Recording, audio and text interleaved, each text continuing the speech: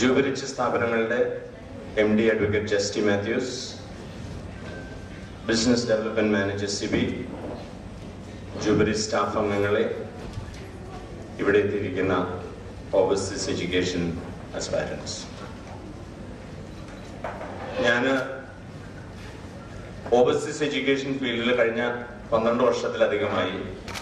ഞാൻ ഇന്ന് നിങ്ങളോട് ഈ ഇനോഗ്രൽ അഡ്രസ്സിൽ പറയാൻ ഉദ്ദേശിക്കുക എൻ്റെ അനുഭവങ്ങളുടെ വെളിച്ചത്തിൽ ഞാൻ കണ്ടിട്ടുള്ള നമ്മുടെ ആളുകള്, നമ്മുടെ കുട്ടികള്, രാജ്യങ്ങള്, ഇത് ഈ 3 കാര്യത്തെക്കുറിച്ചുള്ള ചില കാര്യങ്ങൾ എൻ്റെ അനുഭവത്തിന്റെ തലത്തിൽ പങ്കുവയ്ക്കാന്ന് വിചാരിച്ച. ഞാൻ ആദ്യം തന്നെ നമ്മുടെ ആളുകളുടെ തലത്തിലേക്ക് വരുമ്പോ, നമ്മുടെ ആളുകളെ കുറിച്ച് എനിക്ക് ചിന്തിക്കുമ്പോൾ ആദ്യം വന്നത് ഒരു ദൈവത്തെ കാണാൻ പോയ 2-3 കാര്യം ആളെ കുറിച്ചുള്ളതാണ്. ഒരു അമേരിക്കക്കാരനും റഷ്യക്കാരനും ഒരു ഇന്ത്യക്കാരനും ദൈവത്തെ കാണാൻ ചെന്നു എന്ന് പറയുക. അമേരിക്കക്കാരൻ ഈ ഇടയിൽ ചെന്ന് ദൈവത്തിന്റെ അടുത്ത് ചെന്നു. അപ്പൊ ദൈവം ചോദിച്ചു, എന്താ പോന്നീന്ന് ചോദിച്ചു. അപ്പൊ അദ്ദേഹം പറഞ്ഞു, ഞാൻ വന്നതിപ്പോ ലോകം ഫേസ് ചെയ്യുന്ന ഏറ്റവും വലിയ പ്രോബ്ലമാണ് IS ഭീകരരുടേത്, അതുകൊണ്ട് അതിനെ ഒന്ന് ടാക്കിൾ ചെയ്യാനുള്ള ഒരു അഡ്വൈസ് ദൈവത്തിൽ നിന്ന് കിട്ടണം, അതിനുവേണ്ടി വന്നതാണെന്ന് പറഞ്ഞു. അപ്പൊ ദൈവം കുറച്ച് ഉപദേശം കൊടുത്ത ആളെ വിട്ടു. ഇത് കഴിഞ്ഞ് റഷ്യക്കാരൻ ചെന്നു. റഷ്യക്കാരൻ ചെന്നപ്പോ ദൈവം ചോദിച്ചു, അതേ ചോദ്യം തന്നെ ചോദിച്ചു, എന്താ പോന്നേന്ന് ചോദിച്ചു. അപ്പൊ റഷ്യക്കാരൻ പറഞ്ഞു, ഞങ്ങളിപ്പോ വലിയൊരു പ്രശ്നത്തില്ല, കാരണം യുക്രൈൻ എന്ന് പറയുന്ന കൺട്രിയുമായിട്ട് ഞങ്ങൾക്ക് ചില പ്രശ്നമുണ്ട്. അതുപോലെ ഞങ്ങൾ കുറെ എംബാർഗോസ് ഉള്ള കുറെ ബുദ്ധിമുട്ട്, ഇക്കണോമിക് ബുദ്ധിമുട്ടുകൾ ഞങ്ങൾക്കുണ്ട്. അപ്പൊ ഞങ്ങൾക്ക് ഈ പ്രശ്നങ്ങളൊന്ന് തരണം ചെയ്ത് ഞങ്ങൾക്ക് പോകണം, അതിന് ദൈവത്തിന്റെ ഒരു അഡ്വൈസ് കിട്ടാനാണ് വന്നതെന്ന് പറഞ്ഞു. ദൈവം കാര്യങ്ങളൊക്കെ പറഞ്ഞു കൊടുത്തു വിട്ടു. ഇത് കഴിഞ്ഞ് ചെന്ന് നമ്മുടെ ഇന്ത്യക്കാരന്, അതും ഒരു മലയാളിയാണ്. അപ്പൊ ദൈവം ചെന്ന് കഴിഞ്ഞപ്പോ ദൈവം ചോദിച്ചു, എന്താ പോന്നേന്ന് ചോദിച്ചു. അപ്പൊ സ്വതസിദ്ധമായ ശരീരം പറഞ്ഞേ വെറുതെ പോന്നോ. വെറുതെ നമുക്ക് ഞാൻ ഈ ഫീൽഡിൽ കണ്ടിരിക്കുന്ന ഒരു പ്രത്യേക കാര്യം, നമ്മൾ എന്തെങ്കിലും ഒരു കാര്യത്തെ കുറിച്ച് കേട്ട് കഴിഞ്ഞാൽ നമ്മൾ ചെല്ലുമ്പോ എന്താ പോന്നേന്ന് വെച്ചാൽ പ്രത്യേകിച്ചൊന്നുമില്ല, ഒന്ന് കേൾക്കാന്ന് വിചാരിച്ചു വന്നു.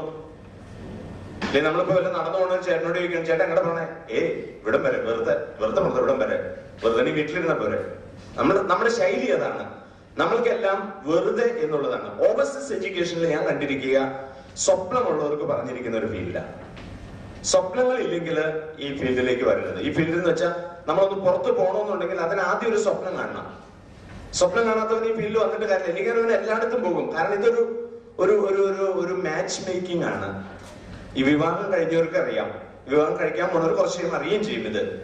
ഇതൊരു കല്യാണാലോചന പോലെയാണ്. ചിലരുണ്ട് കല്യാണാലോചനയ്ക്ക് നടന്ന് ചെരുപ്പ് തേയ്മാനം വന്ന് ഷേവ് ചെയ്യാവുന്ന പ്രായത്തിലായിട്ടുണ്ടാവും ആ ചെരുപ്പ്, ആ പ്രകാരം കട്ടി കുറഞ്ഞിട്ടുണ്ടാവും. പക്ഷെ അവരുടെ കല്യാണം ജന്മത്തിൽ നടക്കാറുമില്ല. കാരണം ഇവര് കയറി ഇറങ്ങും.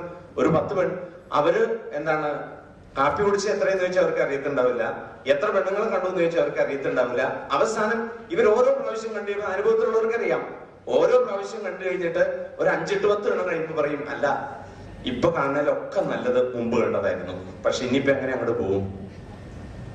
ഈ ഇൻഡസ്ട്രിയിൽ ഞാൻ കണ്ടിട്ടുള്ളത്, അതായത് നമ്മള് വന്നിട്ട് നമുക്ക് ചിലരൊക്കെ ഈ മാച്ച് മേക്കിംഗ് കൃത്യമായിട്ട് നടത്തണമെങ്കിൽ ചില സ്വപ്നം വേണം, ഇതേക്കുറിച്ചുള്ള ചില സ്വപ്നം വേണം. ഇല്ലെങ്കിൽ നമ്മളിങ്ങനെ കയറി ഇറങ്ങി നടക്കും, തേയ്മാനം വരും, മാച്ചിങ് കൊണ്ട് നടക്കുകയില്ല. അപ്പൊ എവിടെയെങ്കിലും പ്രയോറിറ്റീസ് വേണം. ഒരു ഓവർസീസ് എഡ്യൂക്കേഷന് പോകുമ്പോ എനിക്ക് എന്താ പ്രയോറിറ്റി, ആ പ്രയോറിറ്റി ഇറങ്ങിയിട്ടാണ് നമ്മൾ ഓവർസീസ് എഡ്യൂക്കേഷൻ പോകേണ്ടത്. പ്രയോറിറ്റീസ് ഇല്ലെങ്കിൽ പ്രയോറിറ്റി ഐഡന്റിഫൈ ചെയ്യണം, and then work out, and then it's a personal decision. ഒരു സ്വപ്നത്തിന്റെ പിന്നാലെ പോകുന്നവനാണ്, സ്വപ്നത്തിന്റെ പിന്നാലെ പോകുന്നവനൊന്നും ഒരു നത്തിങ് ഈസ് ഇമ്പോസിബിൾ. അപ്പൊ എല്ലാം പിന്നെ അവൻ കണ്ടെത്തിക്കോളും. അതിന്റെ ഓരോരോ തലത്തില് ഒന്നും ക്ലിയർ ആയിട്ടല്ല നമ്മൾ മുന്നോട്ട് പോകുന്നത്. നമുക്ക് കുറെ കാര്യങ്ങൾ ക്ലിയർ ആണ്, ചിലത് ആ സ്റ്റേജിൽ എത്തുമ്പോൾ ക്ലിയർ ആകും. അങ്ങനെയായിരിക്കും നമ്മൾ ഓരോ കാര്യങ്ങൾ ചെയ്യുമ്പോൾ. അങ്ങനെ നമുക്ക് പോകാനായിട്ട് നിങ്ങൾക്ക് സാധിക്കട്ടെ. നിങ്ങൾക്ക് എല്ലാവിധ മംഗളങ്ങളും. ജസ്റ്റ് ഞാൻ വർഷങ്ങളായിട്ട് അറിയുന്നതാണ്, ഈ ഫീൽഡിലും എനിക്കറിയുന്ന ഒരു ഓർഗനൈസേഷനാണ്. ഞാനും ചില കാര്യങ്ങളിലെങ്കിലും ഈ സ്ഥാപനത്തിന്റെ ചില കാര്യങ്ങളിൽ ഞാൻ അസോസിയേറ്റ് ചെയ്ത് ചെയ്യുന്നുണ്ട്. അപ്പൊ എനിക്ക് നിങ്ങൾക്ക് നല്ലൊരു ഓർഗനൈസേഷൻ കിട്ടിയിട്ടുണ്ട്. So I wish that you get all the rest of the facilities from the organisation. എന്നിട്ട് നിങ്ങൾ നല്ല ഏതൊക്കെ ഡെസ്റ്റിനേഷൻ, അപ്പോൾ കാനഡയ്ക്കാണെങ്കിലോ ജർമ്മനിക്കാണെങ്കിലോ ന്യൂസിലൻഡ് ആണെങ്കിലോ ഓസ്ട്രേലിയ ആണെങ്കിലോ അല്ലെങ്കിൽ വേറെ ഏത് ഡെസ്റ്റിനേഷൻ ആണെങ്കിലും നിങ്ങൾ പോകുന്ന ഡെസ്റ്റിനേഷന് നിങ്ങൾക്ക് റൈറ്റ് രീതിയിൽ നിങ്ങൾക്ക് അതിനുള്ള സർവീസ് ഇവിടുന്ന് കിട്ടും. അത് കിട്ടി നന്നായിട്ട് നല്ല നിലയിലെത്തട്ടെ. ഇറ്റ്സ് ബേസിക്കലി ഒരു ഫീൽഡിലുള്ള അവർ വഴി പോയ ആള് ഒരു നിലയിലെത്തി എന്ന് പറയുന്നതാണ് ജീവിതത്തിന്റെ ഏറ്റവും വലിയ സന്തോഷം. അപ്പൊ അത് ഉണ്ടാകാനായിട്ട് ഒരു ഏജൻസിക്കാണെങ്കിൽ അത് സാധിക്കും. നിങ്ങളൊക്കെ നല്ല നിലയിലെത്തി പോയിട്ട് രക്ഷപ്പെട്ടു, ഒരു കുടുംബം രക്ഷപ്പെട്ടു എന്ന് തോന്നുന്ന ഒരു ഫീലിംഗ് ഉണ്ട്. അത് വളരെ പ്രധാനപ്പെട്ടത്. അപ്പോ ഈ സ്ഥാപനത്തിനും അങ്ങനെ ഒരു ഫീലിംഗ് കിട്ടണമെങ്കിൽ നിങ്ങൾ പോയി നിങ്ങൾ രക്ഷപ്പെട്ടു വരുമ്പോഴാണ് ആ സ്ഥാപനത്തിനും ആ ഒരു ഫീലിംഗ് ഉണ്ടാക്കുക. അപ്പൊ അങ്ങനെയുള്ള ഒരു നല്ല ഫാമിലി റിലേഷൻഷിപ്പിൽ ഈ സ്ഥാപനത്തിനും നിങ്ങൾക്ക് ഓരോരുത്തർക്കും പോകാൻ സാധിക്കട്ടെ എന്ന് ഞാൻ ആശംസിച്ചുകൊണ്ട് ഈ മീറ്റിംഗ് ഔദ്യോഗികമായിട്ട് ഞാൻ ഉദ്ഘാടനം ചെയ്യുന്നു. കൂടെ നിങ്ങൾക്ക് എല്ലാവർക്കും ഒരു മോറൽ ബൂസ്റ്റപ്പ് കിട്ടിയില്ലേ? കിട്ടിയോ? ആർക്ക് റെസ്പോൺസ് പോരാ? ന്യൂസിലാൻഡിലോട്ട് പോകാനുള്ളതല്ലേ, കാനഡയിലോട്ട് പോകാനുള്ളവരല്ലേ? കണ്ട നമ്മൾ കേരളൈറ്റ്സിന്റെ പ്രോബ്ലം. എല്ലാവരും ആ ഡിസിഷൻ ഒക്കെ കുറച്ചുകൂടെ സ്ട്രോങ് ആക്കിയോ? യെസ് എന്നെങ്കിലും ഒച്ചത്തിൽ പറ. Yes, very good. ഓക്കെ, ഇതിൽ ഡിസിഷൻ എടുക്കാത്ത കുറച്ച് പേര് ആദ്യം പറഞ്ഞിട്ടുണ്ടായിരുന്നു ഡിസിഷൻ എടുക്കാൻ പറ്റുന്നില്ല എന്ന്. അച്ഛൻ പറഞ്ഞതുപോലെ ഡിസിഷൻ എടുക്കാതെ ഈ ഇന്ത്യക്കും അടുത്ത ഇന്ത്യക്കും അതിന്റെ അടുത്ത ഇന്ത്യക്കും കടന്നു പോകും. അപ്പൊ അതിൽ നിന്ന് നിങ്ങൾ വരെ പിന്മാറിയില്ലേ? At the earliest document submit ചെയ്ത് at the earliest application process start ചെയ്യാൻ, വിസ പ്രോസസ് സ്റ്റാർട്ട് ചെയ്യാനും തീരുമാനിച്ചില്ലേ? തീരുമാനിച്ചോ? Yes, very good. മുമ്പേ സംസാരിച്ചിരുന്നു കുറച്ചു പേര് ഇപ്പോഴും ഡിസിഷൻ എടുത്തിട്ടില്ല. ഇപ്പൊ അവർക്ക് ഡിസിഷൻ എടുത്തോ? ഞാൻ നോക്കുന്നുണ്ട് കറക്റ്റ്, എനിക്കറിയാം ആരൊക്കെയാണ്. പറ. യെസ്, ഒച്ചത്തിൽ കേട്ടാ മതി. യെസ്, ഒച്ചത്തിൽ പറയൂ. യെസ്, ഓക്കെ, ഡിസിഷൻ എടുത്തു. Very good.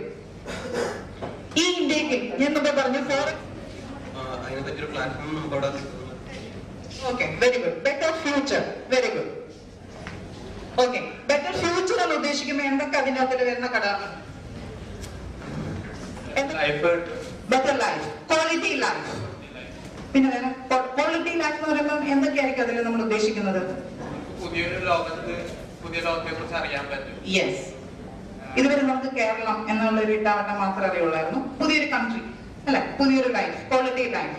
പിന്നെ ഇതിനകത്തൊക്കെ വരുന്ന വേറൊരു കാര്യം സാലറി. Very good. ഇവിടെ ഇരുന്ന് പറഞ്ഞു നഴ്സാൻ തോന്നുന്നു, ആണോ? Yes, very good. സാലറി. നമ്മളെല്ലാവരും ഓവർസീസ് എഡ്യൂക്കേഷനെ കുറിച്ചിട്ട് ചിന്തിക്കുമ്പോൾ അല്ലാണ്ട് സാലറി ഒന്നും വേണ്ട, എനിക്ക് അവിടെ പോയി സെറ്റിൽ ആയ ക്വാളിറ്റി ലൈഫ് എൻജോയ് ചെയ്താൽ മതി എന്ന് പറഞ്ഞിട്ട് പോകുന്ന ഏതെങ്കിലും ഒരു കേരളമായിട്ട് ഉണ്ടാവുമോ? ഇല്ല. നിങ്ങൾ എല്ലാവരും നോക്കുന്നത് അപ്പൊ അതിനു വേണ്ടിയിട്ട് നമ്മുടെ ക്വാളിഫിക്കേഷൻ പോരാ. അതിനു വേണ്ടിയിട്ടാണ് നമ്മൾ ഓവർസീസ് എഡ്യൂക്കേഷന് പോകുന്നത്. അപ്പൊ ഈ ഓവർസീസ് എഡ്യൂക്കേഷന് പോകണം എന്നുണ്ടെങ്കിൽ മീൻസ് തുടങ്ങാൻ കേട്ടിട്ടുണ്ടാവുമല്ലോ കഥയൊക്കെ. ആദ്യം കൺട്രി ഡിസൈഡ് ചെയ്യണം. നിങ്ങൾ കൺട്രി ഡിസൈഡ് ചെയ്യാത്ത എത്ര പേരുണ്ട്? ഒന്ന് കൈവെക്കാമോ? ന്യൂസിലാൻഡ് വേണോ കാനഡ വേണോ എന്ന് ഡിസൈഡ് ചെയ്തിട്ടില്ല. എല്ലാവരും ഡിസൈഡ് ചെയ്തവരാണ്. ന്യൂസിലാൻഡ് ഒന്ന് കൈവെക്കോ? ന്യൂസിലാൻഡ് മതി എന്ന് തീരുമാനിച്ചത്. വിസ കിട്ടിയവരൊക്കെ അല്ലാതെ ഡിസിഷൻ എടുക്കാത്തവർക്ക് വേണ്ടിയിട്ടാണ് ന്യൂസിലാൻഡ് മതി എന്ന് തീരുമാനിച്ചു. കാനഡ മതി എന്ന് തീരുമാനിച്ചിരിക്കുന്ന എത്ര പേരുണ്ട്? Okay, very good. ഈ കാനഡ മതി എന്ന് തീരുമാനിച്ചവര് ഏത് കോഴ്സാണ് അല്ലെങ്കിൽ ഏത് കോളേജാണ് ഇതൊക്കെ ഡിസൈഡ് ചെയ്തതാണോ? Yes, very good. നിങ്ങളും അതേല്ലോ അല്ലെ? ഇതുവരെ ഒരു കൺട്രിയും ഡിസൈഡ് ചെയ്യാത്ത ആരെങ്കിലും ഉണ്ടോ? കുറെ പുതിയ കുട്ടികൾ വന്നതുകൊണ്ടാണ് അവരൊക്കെ കഴിയുമ്പോൾ ഒരു കൺട്രി ഡിസൈഡ് ചെയ്തിട്ടില്ല. കാനഡ വേണോ ന്യൂസിലാൻഡ് വേണോ മീൻസ് ആ ഒരു സെഷനിലേക്ക് കടക്കണമെന്ന് അറിയാൻ വേണ്ടിയിട്ടാണ്. കാനഡ വേണോ ന്യൂസിലാൻഡ് വേണോ തീരുമാനിച്ചിട്ടില്ല ഒരാള്. ഇതിലൊരു തീരുമാനം എടുത്തിട്ടില്ല. എന്നാലും സാറേ സർട്ടിഫിക്കറ്റ് കൊണ്ടിക്കൊണ്ട് പോയി എനിക്ക് IELTS വേവ് ഓഫ് കിട്ടും എന്നൊരു ചിന്താഗതികൾ എത്ര പേരുണ്ട്? ആരെങ്കിലും ഉണ്ടോ? ഇല്ല. എന്തിനു വേണ്ടിയിട്ടാണ് ഇംഗ്ലീഷ് വേണമെന്ന് പറയുന്നത്? അവിടെ പോയി നമ്മൾ മലയാളത്തിലാണോ സംസാരിക്കുന്നത്? അല്ല, ഇംഗ്ലീഷിലാണ് അല്ലെ? ഓക്കെ, അപ്പൊ മിനിമം നമ്മൾ കമ്മ്യൂണിക്കേറ്റ് ചെയ്യാനെങ്കിലും ലാംഗ്വേജ് ഉണ്ടായിരിക്കണം. പാർട്ട് ടൈം ജോലി ചെയ്യുമ്പോൾ നമ്മുടെ പ്ലസ് പോയിന്റ് എന്താണ്? നമുക്ക് കൺട്രിയുമായിട്ട് അഡാപ്റ്റഡ് ആകാൻ പറ്റും അല്ലെ? അവരുടെ കൾച്ചറുമായിട്ട് അതെന്നുണ്ടെങ്കിൽ അവിടുത്തെ ക്ലൈമറ്റുമായിട്ട് ധാരാളം കണക്ഷൻസ് കിട്ടും, ഏൺ ചെയ്യാൻ പറ്റും. നമ്മുടെ ലാംഗ്വേജ് കുറെ ഇംപ്രൂവ് ആവും. മീൻസ് ഇവിടുന്ന് ഒരു 6.5 കയറി പോകുന്ന ഒരാള് അവിടെ ചെന്ന് 1 ഇയറിന്റെ പാർട്ട് ടൈം ജോലി കഴിയുമ്പോഴത്തേക്ക് മിനിമം 7 റേറ്റിലെങ്കിലും എത്തിയിരിക്കും. അതായത് IELTS ബാൻഡ് ഒരു 7 ബാൻഡിൽ കിട്ടുന്ന അത്രയും ഒരു ക്വാളിറ്റി നിങ്ങൾക്ക് കിട്ടിയിരിക്കും. ന്യൂസിലാൻഡ് എന്ന് പറയുമ്പോൾ ഏറ്റവും ആദ്യം നിങ്ങളുടെ അടുത്ത് കൗൺസിലേഴ്സ് പറഞ്ഞൊരു കാര്യം ഉണ്ടാവും, ദ മോസ്റ്റ് ബ്യൂട്ടിഫുൾ കൺട്രി അല്ലെ? കേട്ടിട്ടുണ്ടോ? അതെ, ഏറ്റവും കൂടുതൽ ടൂറിസ്റ്റുകൾ വന്നിറങ്ങുന്ന ഒരു കൺട്രിയാണ് ന്യൂസിലാൻഡ്. വളരെ മനോഹരമാണ്. അതുപോലെ ഫ്രഷ് എയർ ആണ്. ഫ്രഷ് എയർ ഇതൊക്കെ സത്യമാണോ? പോയി എക്സ്പീരിയൻസ് ചെയ്യാനിരിക്കുകയല്ലേ? ക്വാളിറ്റി ലൈഫാണ്. The most peaceful country in the world. Crime rate 0 ആണ്. ക്രൈം റേറ്റ് 0 എന്ന് പറയുമ്പോൾ നമ്മളിവിടെ ഇന്ത്യയിൽ എത്രയുണ്ട്, കേരളത്തിൽ എത്രയുണ്ട് ക്രൈം റേറ്റ്? ഇനി ഐഡിയ? 20, 30, 40, 50. നമുക്കിവിടെ എത്ര പെർസെന്റേജ് ആണ് സംവരണമുള്ളത് എന്ന് പറഞ്ഞു? നമ്മളിവിടെ സ്ത്രീകൾക്ക് എത്ര പെർസെന്റേജ് സംവരണം, മീൻസ് വനിതാ സംവരണം എന്നൊക്കെ കേട്ടിട്ടുണ്ട്? 30 ആണോ 33 ആണോ? 33% സംവരണമുണ്ട്. ഇവിടെ നിൽക്കുന്ന പെൺകുട്ടികൾ ഒരു കാര്യം ഓർത്തോളൂ, ന്യൂസിലാൻഡിൽ ചെന്ന ഈ സംവരണം ഒന്നും കിട്ടത്തില്ല. അവിടെ സംവരണം എന്ന് പറയുന്ന ഒരു സംഭവമില്ല. നിങ്ങൾ ഏത് നാട്ടുകാരനായിക്കോട്ടെ, ഏത് ഭാഷകാരനായിക്കോട്ടെ, നിങ്ങൾ ആണായിക്കോട്ടെ പെണ്ണായിക്കോട്ടെ, എന്റെ പ്രൊഫഷൻ ആയിക്കോട്ടെ, you won't get any reservation there. Okay, അവിടെ ഒരു റിസർവേഷനും കിട്ടത്തില്ല. ആരാണോ നന്നായിട്ട് പെർഫോം ചെയ്യുന്നത്, അച്ഛൻ ആദ്യം പറഞ്ഞു നിങ്ങളുടെ ക്വാളിഫിക്കേഷൻ അല്ല, നമ്മളുടെ ആറ്റിറ്റ്യൂഡ്, എന്ത് ജോലി ചെയ്യാനുള്ള ആറ്റിറ്റ്യൂഡ്. നമുക്ക് പറയാൻ കഴിഞ്ഞാൽ yes you will get A job. Perform ചെയ്യണമെങ്കിൽ എങ്ങനെയാണ്? എനിക്ക് ക്വാളിഫിക്കേഷൻ ഉണ്ട്, ഞാൻ M.Tech IT ആണ്, അതിന്റെ കൂടെ എനിക്കൊരു MBA ഉണ്ട്, പ്ലസ് ഒരു MIM ഉണ്ട് എന്നൊക്കെ പറഞ്ഞിട്ട് ഇന്റർവ്യൂ ബോർഡിന്റെ ഫ്രണ്ടിൽ പോയിരുന്നു. ജോലി കിട്ടോ? ഇല്ല. കാരണം എനിക്ക് എന്തൊക്കെ ക്വാളിഫിക്കേഷൻ ഉണ്ടല്ലേ, എനിക്ക് എന്തൊക്കെ അറിയാമെന്നുള്ളത് അവരുടെ അടുത്ത്, എന്റെ കാര്യങ്ങൾ അവരുടെ അടുത്ത് എനിക്ക്, അതായത് എനിക്ക് സെറ്റ് ചെയ്യാൻ പറ്റണം അല്ലെ? ഇതൊക്കെയാണ് ഞാൻ. യെസ് സർ, നിങ്ങളുടെ കമ്പനിക്ക് ഞാൻ ഇന്ന രീതിയിൽ ഉപകാരപ്രദമാകും, അല്ലെ നിങ്ങളുടെ കമ്പനി ഞാൻ ഇന്ന രീതിയിൽ പ്രോഫിറ്റബിൾ ആക്കും എന്ന് നമുക്ക് കമ്മ്യൂണിക്കേറ്റ് ചെയ്ത് പറയാൻ കഴിയണം. അങ്ങനെ ഒരു കഴിവില്ലാത്ത ഒരാൾ ഏതെങ്കിലും ഒരു എംപ്ലോയർ സെലക്ട് ചെയ്യുക ഇല്ല. അപ്പൊ അതിനു വേണ്ടിയിട്ട് നിങ്ങൾക്ക് വേണ്ടതാണ് കമ്മ്യൂണിക്കേഷൻ സ്കിൽ. അപ്പൊ അതും ഇവിടുന്ന് ഡെവലപ്പ് ചെയ്യാം. എങ്ങനെയൊക്കെ ഡെവലപ്പ് ചെയ്യാം? IELTS ഉണ്ട്, സമ്മതിച്ചു. എങ്ങനെയൊക്കെ ഡെവലപ്പ് ചെയ്യാം?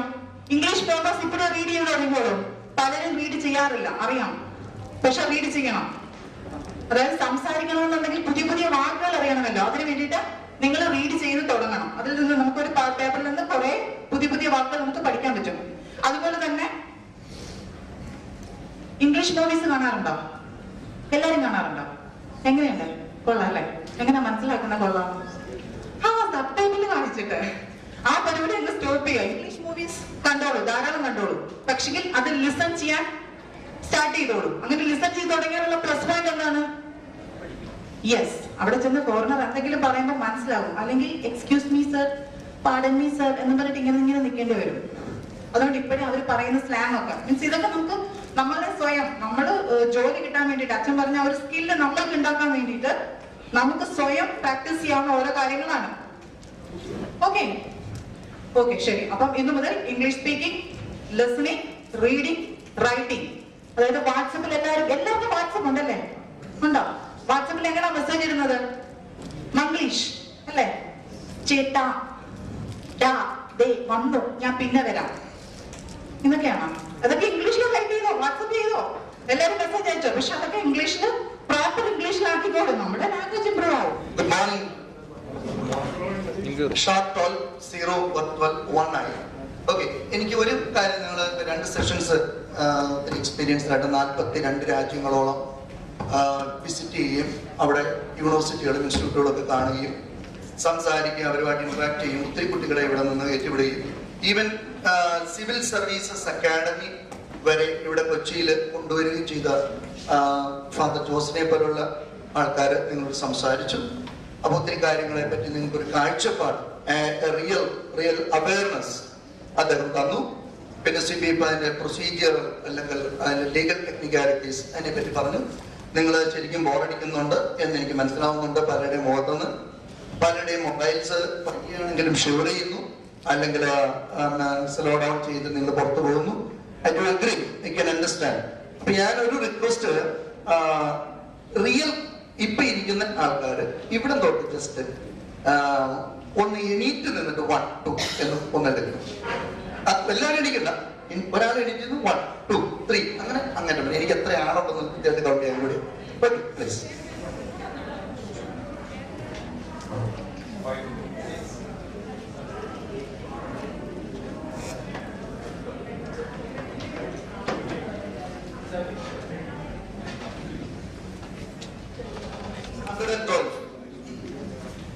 Thank you so much. ഇപ്പോ ഞാൻ ഇവിടെ നിൽക്കുന്നത്, നിങ്ങൾ എന്നെ കല്ലെറിഞ്ഞാലും ഈ കസേര മടക്കി എന്റെ തലക്കൊക്കെ അടിച്ചാലും എനിക്ക് കുഴപ്പമൊന്നുമില്ല. പക്ഷെ എനിക്കൊരു കുഴപ്പമുണ്ട്. ജന്മനാല് നമ്മുടെ നാട്ടുകാരൊക്കെ പറയും തന്തയ്ക്ക് എനിക്ക് സ്വഭാവം എന്ന് പറയും. ഇപ്പൊ ഞാൻ വക്കീലാണ് ഹൈക്കോടതിയിൽ. ഇത് കൂടാതെ പിന്നെ എന്റെ ഈ ഭാഷയ്ക്ക് ചില വ്യത്യാസങ്ങളായത് ഞാൻ ഈ ന്യൂസിലൻഡിൽ കുറച്ചാണ് ജയിലറായിട്ട് വർക്ക് ചെയ്യും. അപ്പൊ അവിടെ കള്ളന്മാരുമായിട്ടുള്ള ഇന്ററാക്ഷൻ ആയിരുന്നു. ഡിപ്പാർട്ട്മെന്റ് ഓഫ് കറക്ഷൻസ് ജയിലർ ആയിരുന്നുകൊണ്ട് ഈ 100, 140, 180 ഒക്കെ കിലോ ഉള്ള WFിലെ ആൾക്കാരെ പോലെ കിടക്കണമായിരുന്നു. ഈ ഫോട്ടോയും കാണിച്ചത്. അപ്പൊ ആമാരെയാണ് ഞാൻ ഡീൽ ചെയ്തുകൊണ്ടിരുന്നത്. അതുകൊണ്ട് ഈ 90 കിലോ മാത്രമുള്ള ഞാൻ 140, 180, 220 കിലോ ഉള്ള മനുഷ്യൻ വരെ എത്തുന്നു. ഇപ്പൊ ഇവിടെ നിന്ന് നിങ്ങൾ പോകുന്ന നേഴ്സുമാർ ചെന്നാൽ അവിടെ കിടക്കുന്ന കട്ടിൽ വളഞ്ഞു തുടങ്ങിയിട്ടുണ്ട്. ഒരേ പാവം മെലിഞ്ഞ് ഭക്ഷണം കഴിക്കാൻ കിട്ടാണ്ട് സങ്കടപ്പെട്ട് കിടക്കുന്ന രോഗികള് കിടന്ന് ഈ കട്ടിലിങ്ങനെ വളഞ്ഞു 300 കിലോ 400 കിലോ ഒക്കെ ഉള്ളൂ ചില. അപ്പൊ അവരെയൊക്കെ മറിച്ച് കിടത്താൻ വേണ്ടിയാണ് 30 കിലോ ഉള്ള നമ്മുടെ നേഴ്സുമാർ ഇവിടുന്ന് അങ്ങോട്ട് യാത്രയാവുന്നു. ഒരു കാലെടുത്ത് ഇപ്പുറത്തേക്ക് ഇടണമെങ്കിൽ ഈ കൊച്ചിന്റെ നടുവ് 3 പ്രാവശ്യം മിന്നും. അപ്പോ ഞാൻ പറഞ്ഞു വരുന്നത് എന്റെ ഭാഷയും ശൈലിയും ഇതുവരെ കണ്ടത് ഇച്ചിരി വ്യത്യാസമായിരുന്നു. ഇവർ രണ്ടുപേരും പറഞ്ഞു. അപ്പൊ അതുകൊണ്ട് ദയവേത് പ്ലീസ് ബെയർ. എവിടെയെങ്കിലും ഞാൻ അതിര് കിടക്കുകയോ എവിടെയെങ്കിലും നിങ്ങൾക്ക് ഒഫൻഡായിട്ട് തോന്നുകയോ ചെയ്താൽ നിങ്ങൾക്ക് എന്നെ തല്ല, ഞാൻ പോകാം. ഇപ്പോ ഇവിടെ നിന്ന് നമ്മൾ നമ്പർ എടുക്കാൻ പറഞ്ഞു. ഞാനിവിടുത്തെ പല CBSE, ICSE കോളേജുകളില്, സ്കൂളുകളില്, എഞ്ചിനീയറിംഗ് കോളേജുകളിൽ, മെഡിക്കൽ കോളേജിലൊക്കെ ക്ലാസ് എടുത്തിട്ടുണ്ട്. Parent orientation, student orientation. ഇവിടെ ഇപ്പൊ നമ്മൾ കണ്ടത് ഇത്രയും കാര്യങ്ങളൊക്കെ അച്ഛൻ പറഞ്ഞു, ഈ മാഡം കുറെ കാര്യങ്ങളൊക്കെ പറഞ്ഞു. എന്നിട്ട് ഇവിടുന്ന് പോയ വഴിയിൽ 112 വരെ ഇനിയിപ്പോ ഒരു 10-20 സ്ഥലത്ത് സ്റ്റംബ്ലിംഗ് ബ്ലോക്സ് ഉണ്ടായിരുന്നു. ഒന്നുകിൽ അവര് ഇടയ്ക്കൊന്ന് ഒച്ച കുറച്ചു, അല്ലെങ്കിൽ ഒരു കൺഫ്യൂഷൻ വന്നു, അല്ലെങ്കിൽ അവിടെ ഒന്ന് എണീക്കണോ വേണ്ടെന്ന് ആലോചിച്ചു. ഞാൻ പറഞ്ഞത് ഇവിടെ നിന്ന് ഓരോരുത്തരും എണീറ്റ് നിന്ന് പറയണം. ഇത് എണീറ്റില്ല. പ്രായമായവരും എന്നെക്കാളും എനിക്ക് 52 വയസ്സായി. എന്റെ അപ്പന് 90 വയസ്സായി. ഇപ്പോഴും still living by the grace of God almighty. My mother is 84. Okay, forget it. അപ്പൊ ഞാൻ പറഞ്ഞു വന്നത് നമ്മുടെ ആ agility, attitude, it matters a lot. അപ്പൊ ഇവിടെ നിന്ന് പറഞ്ഞു, അപ്പൊ എണീക്കണോ വേണ്ട, എണിച്ചല്ലോ തന്നെ ഇയാൾ എന്നെ തൊഴിക്കുക, അത് കയ്യെ രണ്ടുവിടൂ, അത് ഇറക്കി വിടൂ. This again comes to the real attitude. അപ്പോ ഞാൻ പറയാൻ ആഗ്രഹിക്കുന്നത്, ഇവിടെ പലയിടത്തും 1ാം ക്ലാസ്സിലെ പിള്ളേർക്ക് ഞാൻ ക്ലാസ് എടുത്തിട്ടുണ്ട്. കാറ്റഗിസം മാത്രം, വേദോപദേശം. അവരോട് ഇവിടെ നോക്കാൻ എന്താ അജിലിറ്റി എന്നറിയും. ചാടി എണീറ്റ് എന്താ പറ്റണോ? ഇപ്പൊ പരസ്യം കേൾക്കാറില്ല, നിങ്ങൾക്ക് എന്ത് പറ്റും? ചിലയിടത്ത് ചാടി, ചിലയിടത്ത് പോകാം, അല്ലേ? ആണോ? കേട്ടില്ലേ? അപ്പോ എന്താ നമുക്ക് എന്താ പറ്റി? What happened to you? And what happened to us, including me? Okay, forget it. So, candidates മാത്രം ചിന്തിക്കാമോ? ഇനി തെറ്റാണ്. Candidates മാത്രം, parents, relatives, husbands, spouses, no. Only candidates. Please. Number എടുക്കുന്ന ആൾ ഇരിക്കുക. Excellent. Thank you. ഇത് ചോദിക്കും സമൂഹത്തിലോ എനിയോ? അപ്പൊ ഞാൻ എനിക്കൊരു വാർത്ത പോവാൻ രണ്ട് ആ വാർത്ത ചെറുതായി മലയിപ്പൊന്ന് മാറാൻ ഇത് കഴിയില്ല. ഇനി ഞാൻ ഏതൊരു പിശാചി വിളിച്ചോണ്ടാണ് എനിക്ക് ഉറക്കം കൊടുത്തത്. ഓക്കെ, അപ്പൊ ഞാൻ 1-2 ചോദ്യങ്ങൾ ചോദിക്കാൻ പോകും. ഒന്നാമത്തെ ചോദ്യം, നിങ്ങൾക്കൊരു സൈൻറ്റി കിട്ടി പറഞ്ഞ പോലെ ഞാൻ ഇവരുണ്ട് കൊച്ചാക്കും നാളും കിട്ടുമെന്ന് വിചാരിക്കുന്നു. സത്യസന്ധമായിട്ട് ചങ്കത്ത് കൈവച്ച് വേണം ചെയ്യാൻ. ഞാൻ എനിക്ക് നോക്കാൻ പറ്റില്ല, സോറി കേട്ടോ, വീട്ടിൽ നോക്കിക്കോ, അല്ലെങ്കിൽ പിന്നെ നോക്കിക്കോ എന്ന് ചിന്തിച്ച് ഇതിലത്തോടെ ആരെങ്കിലും ഉണ്ടോ? Thank you. കാട്ടിൽ രാവിലെ മാൻ കിടന്നു. ഡിയർ മൈ ഡിയർ അല്ല, വെറും ഡിയർ, DWR. ഓക്കെ, ഈ മാൻ രാവിലെ എണീക്കും. എന്നിട്ട് കാട്ടിലൂടെ ഈ സാധനം ഓട്ടം നോക്കും. Okay, so a deer wakes up in the morning and start running. Why? Like ഒഫിയാണ് എന്നായിരുന്നു ഇവിടെ പടയിലുണ്ട്. ഒരു മാൻ ഇങ്ങനെ വായുവിൽ നിൽക്കുന്ന ഭാഗം പറന്നിങ്ങനെ നീങ്ങൊണ്ടിരിക്കും. എന്നോട് why does a deer runs in the morning? എന്തുകൊണ്ടാണ് ഒരു മാൻകുട്ടി അല്ലെങ്കിൽ മാനുകൾ കാട്ടിലെ മാനുകൾ രാവിലെ എണീറ്റ് ഇങ്ങനെ ഓട്ടം തുടങ്ങണം. എന്തുകൊണ്ടാണ്? പ്രശ്നമായി, മൊത്തം പ്രശ്നമായി. IT കാര്യങ്ങളോ റോക്കറ്റ് സയൻസ് ഒക്കെ ചോദിക്കുകയായിരുന്നു. ഇയാളുടെ മൂക്ക് ഞാൻ പറിച്ച് ഇച്ഛ വർപ്പിച്ചത്. ഈ ചെറിയ 1ാം ക്ലാസ്സിലെ ചോദ്യമാണ്. ഇയാൾക്ക് വേറെ പണിയൊന്നുമില്ല എന്ന് പറയാം. Why every day in the forest deers wake up?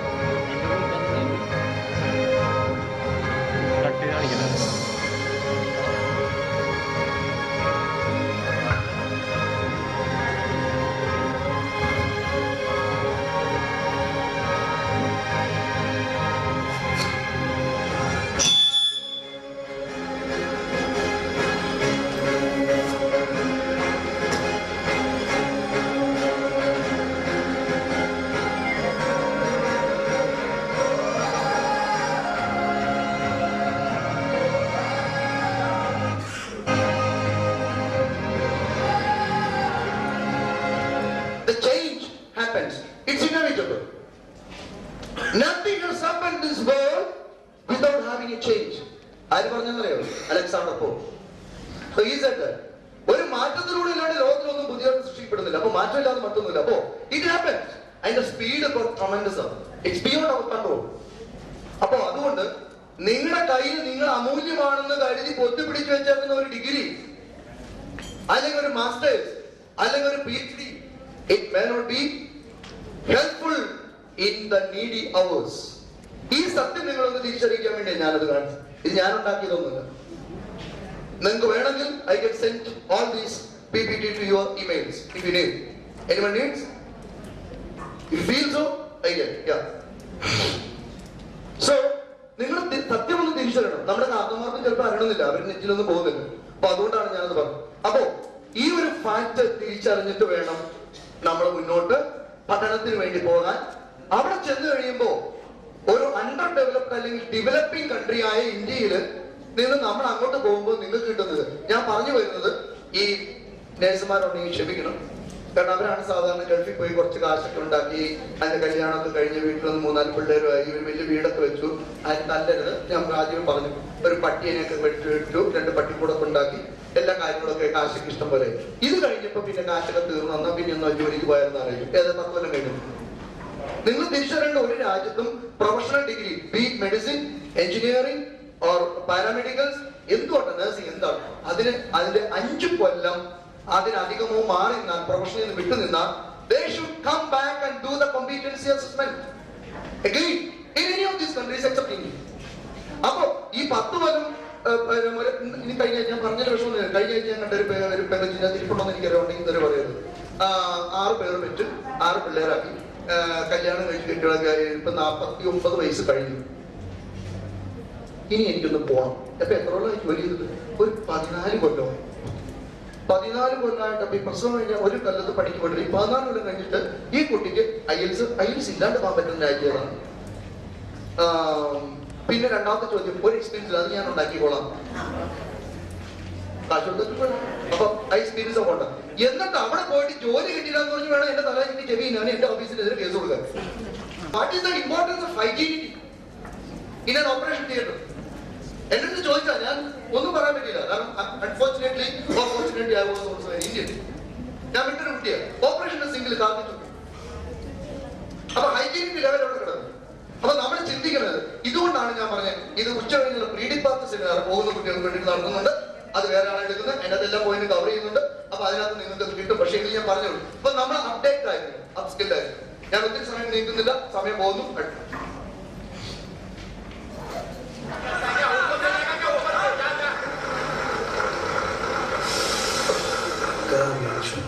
I hate this country. कुछ करो ना. मेहमान जाके क्या उखाड़ लूंगा?